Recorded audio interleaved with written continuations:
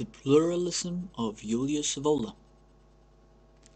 After rereading the traditionalist thinker Julius Evola's magnum opus, Revolt Against the Modern World, what struck me was the extent to which Evola is praising pluralism, and what even resembles anarchism, in a sense.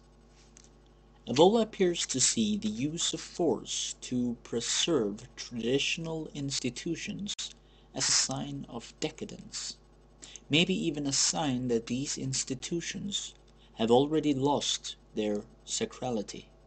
His theme seems to be that sacral authority is something that makes itself felt naturally. I will here post some parts of the book that illuminates this.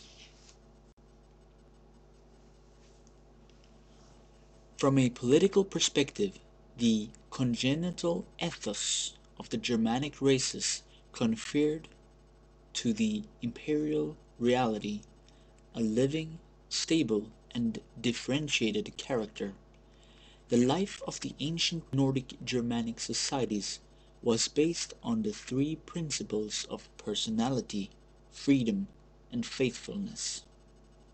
This life never knew the promiscuous sense of the community, nor the inability of the individual to make the most of himself other than in the context of a given abstract institution.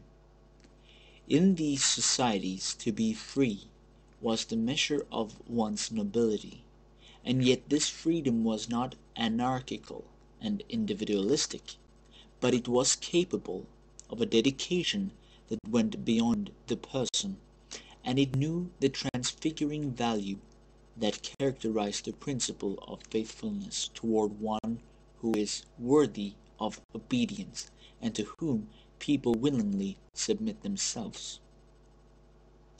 Thus groups of devoted subjects rallied around leaders to whom the ancient saying did apply: the supreme nobility of a Roman emperor does not consist in being a master of slaves, but in being a lord of free men, who loves freedom even in those who serve him. Page 294 to 295. Revolt Against the Modern World.